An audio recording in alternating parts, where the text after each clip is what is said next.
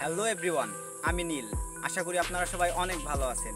তো বরাবরের মতো আজকেও একটা ভিডিও নিয়ে হাজির হয়েছি। তো আজকে হচ্ছে আমাদের কোনো ধরনের কোনো র্যাপটাইলস না, আজকে হচ্ছে আমাদের একটা বার্ডস।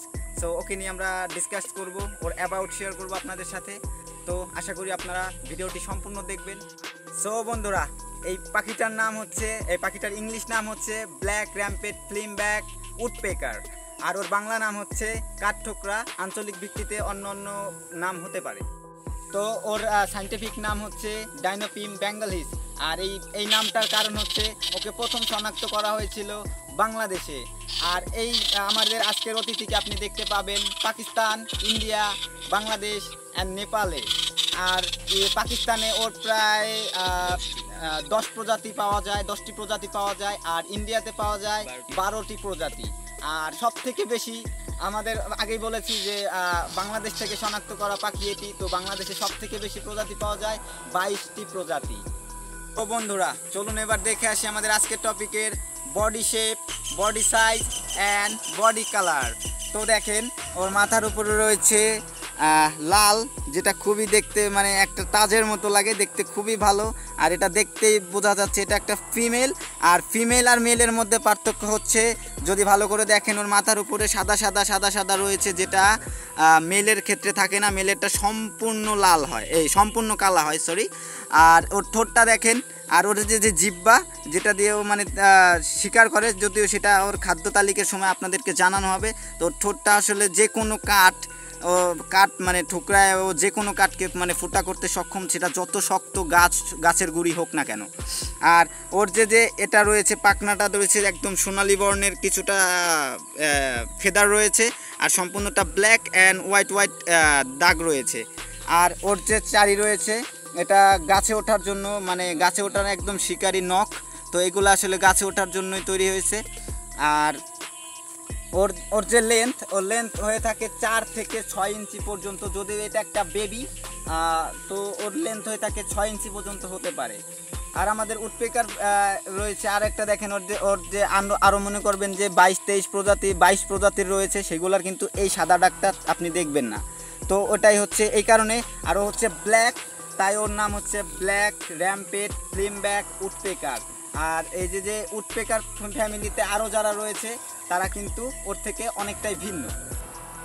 তো বন্ধুরা, আমাদের আজকের এই টপিকটা, মানে আমাদের আজকে যেই বার্ড পাখিটা, তো ও হচ্ছে পিকিডাই ফ্যামিলির পাখি। আর পিকিডাই ফ্যামিলির পাখি সেই পাখিদেরকে বলা হয় যারা প্রধানত গাছে বসে থাকে, সে গাছে ফোকর করে নিজের বাসা নিজেই তৈরি করে, প্লাস গাছে থাকা যত ধরনের পোকামাকড় খেয়ে থাকে, সেটাকেই মূলত বলা হয় পিকিডাই ফ্যামিলি। তো বন্ধুরা, দেখে আসি আমাদের আজকের টপিকের খাদ্য তালিকা। তো আমাদের আজকের এই পাখিটার খাদ্য তালিকায় পড়ে গাছে থাকা সকল ধরনের পোকামাকড়, লাইক কয়া। আর এদের বেশিরভাগ ফেভারিট খাবার হচ্ছে পিঁপড়ে অ্যান্ড পিঁপড়ের লার্ভা, কারণ এরা সাধারণত গাছেই আপনি দেখতে পান। আর এদেরকে মাঝে মধ্যে ফলমূল খেতেও দেখতে পাওয়া যায়। তো আমাদের এই উডপেকার 8-10টা সাধারণ পাখির মতো কিন্তু উড়তে পারে না। এদের ওড়ার মধ্যে একটু অদ্ভুত স্টাইল থাকে, যেটা মানে আপনাদের শেয়ার না করলে আমার আসলে ভালো লাগবে না। তো আমাদের এই উডপেকার সোজাভাবে উঠতে পারে না। 8-10টা সাধারণ পাখি যেভাবে উড়ে, ও সেভাবে উঠতে পারে না। ওর ওড়ার স্টাইলটা হচ্ছে মানে একটু একটু করে এরকম, লাইক জলের ঢেউয়ের মতো। অনেক তো দেখলাম ওড়াউড়ি, এবার ওদের মিটিং সিজনে যাওয়া যাক। তো আমরা সবাই জেনে থাকি যে অ্যানিমালসদের উইদাউট হিউম্যান বিং অ্যাভারেজ অ্যানিমালসের মিটিং সিজন হচ্ছে মে, জুন অ্যান্ড জুলাই মাস। তো ওরা যখন মিটিং সিজনের জন্য মিলিত হবে বা বাচ্চা রিপ্রোডাকশন করবে, তো তখন হচ্ছে মেল সেটা হচ্ছে গাছে এরকম কিছু ক্রস করে, স্ক্রিনে যেরকম দেখতে পাচ্ছেন আপনারা, ঠিক এরকম কিছু চিহ্ন অ্যাড করে গাছের সাথে। তো সেটা আসলে কোনো সায়েন্টিস্ট আজও পর্যন্ত জানে নাই যে এই চিহ্নগুলো আসলে এক্স্যাক্টলি কিসের। তবে অবশ্যই আমার মনে হয় যে এটা একটা ফিমেল ভালো বুঝতে পারে। হয়তো এরকম একটা সিগন্যাল হয়তো হইতে পারে যে জান, তোমার সাথে আমার মিট হবে আরও 10টা গাছ পরে, ঠিক আমি সিগন্যাল দিয়ে যাইতেছি, ওই 10টা গাছের মাথায় তোমার সাথে আমার দেখা হবে, ওইখানে আমাদের বাসা, ওইখানে হবে আমাদের ছোট্ট সংসার। তো আমাদের আজকের বন্ধুদের মিটিং সিজনটা খুব স্বাভাবিক ভালোভাবে গেলেও ওদের মিটিং সিজনে ডিস্টার্ব করে একটা প্যারাসাইট ফ্যামিলির পাখি, সেটা হচ্ছে কমন ময়না। স্ক্রিনে আপনারা যে পাখিটি দেখতে পাচ্ছেন এটা এভারেজ, মানে ওরা কিন্তু প্যারাসাইট ফ্যামিলি এর জন্য, কারণ ওরা হচ্ছে অন্যের বাসা দখল করে, মানে ওদের বাসা দখল করে, যেহেতু ওরা নিজেরাই নিজেদের বাসা তৈরি করে আপনারা জেনে থাকেন। তো ওদের বাসায় ঢুকে ওদের ডিম খেয়ে ফেলে, ওদেরকে তাড়িয়ে দেয়, তো ওদের মিটিং সিজনকে আসলে প্রচুর ডিস্টার্ব করে। আর তাছাড়া ওরা ওদের মিটিং সিজন ভালোভাবে পার করতে পারে। তো এটার মেলটাই হচ্ছে বাসা তৈরির সম্পূর্ণ কাজ কমপ্লিট করে, যাতে সময় লাগে প্রায় 4 সপ্তাহ। আর তারপরে ওদের আসলে 3 থেকে 4টা ডিম পারে, আর সেই ডিম ফুটে বাচ্চা বেরোতে 2 থেকে 3 সপ্তাহ সময় লাগে। আর একটা বাচ্চা, মানে বাচ্চাগুলো জন্মের পরে একদম সম্পূর্ণ উড়াল শেখা পর্যন্ত সময় লেগে থাকে আরও 4টা সপ্তাহ। তো সম্পূর্ণ একটা 2.5 মাসের প্রসেসিংয়ের পরে এরা আসলে তাদের রিপ্রোডাকশনটা কমপ্লিট করতে পারে। তো মেলটা বাসা করে, আমরা তো সবাই দেখে থাকি পাখিগুলো, যারা এভারেজ দেখে থাকে তারা কিন্তু জানে যে কাঠের মধ্যে গিয়ে ঠুক ঠুক ঠুক ঠুক ঠুক ঠুক করে থাকে। তো এটা আসলে সেকেন্ডে বা মিনিটে কতবার হতে পারে আপনার কোনো আইডিয়া আছে?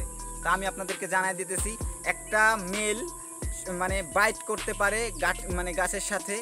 সো সেকেন্ডে 20 বার, 20 times bite for the 1 second. So এরকম করতেই থাকে। সো একটা মানুষ যদি সেকেন্ডে 20 বার ওরকম করতে থাকে, আসলে মানুষের হয়তো মাথা গুল্লা দিবে, হয়তো বা বমিও করে দিতে পারে।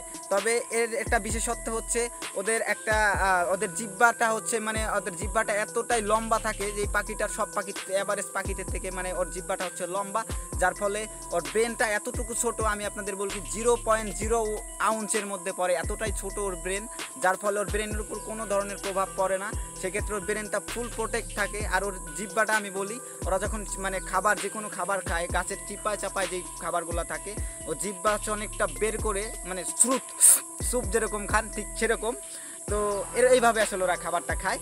সো এটাই হচ্ছে ওর বিশেষ একটা ক্ষমতা। আর স্কিনে আপনারা যেই ওর ব্রেনের যেই ছবিটা আপনারা দেখতে পাচ্ছেন, ওর জিহ্বার ভিতর দিয়ে আসলে মানে ওর মাথার ভিতর দিয়ে ওর জিহ্বাটা একদম পেঁচাই আনে, যেই ফলে ওর যখন ও কাঠের সাথে করে গাছের সাথে, তখন ওর কোনো ধরনের ব্রেনের উপর মানে প্রভাব পড়ে না। তো এদেরকে যদি আপনি একটা কোথাও দেখেন, তাহলে ভাববেন যে আশেপাশে আরও একটা কোথাও রয়েছে, হয়তো গাছের উপরে বা অন্য কোনো আশেপাশের গাছে। আর তার বেশিও থাকতে পারে, কারণ আমাদের আজকের এই পাখিটা হচ্ছে ফ্যামিলিগতভাবে থাকতে বেশি পছন্দ করে। তো এটাই ছিল আমাদের ব্ল্যাক র্যাম্পেট ফ্লেমব্যাক উডপেকারের সম্পর্কে A to Z authentic information. তো এই ভিডিওটা আপনাদের কেমন লেগেছে কমেন্ট করে জানাতে ভুলবেন না। আর যদি আপনি আমার চ্যানেলে নতুন হয়ে থাকেন তাহলে চ্যানেলটি সাবস্ক্রাইব করবেন। আর যদি ভিডিওটা ভালো লেগে থাকে তাহলে আপনার বন্ধুবান্ধবের সাথে শেয়ার করবেন। তো এটাই ছিল, আশা করি দেখা হবে নতুন কোনো ভিডিওর সাথে, নতুন কোনো র্যাপটাইলস, বার্ডস অ্যান্ড ইনসেক্টস অ্যান্ড অ্যানিমালসের সাথে। ততক্ষণ ভালো থাকবেন, সুস্থ থাকবেন, টাটা।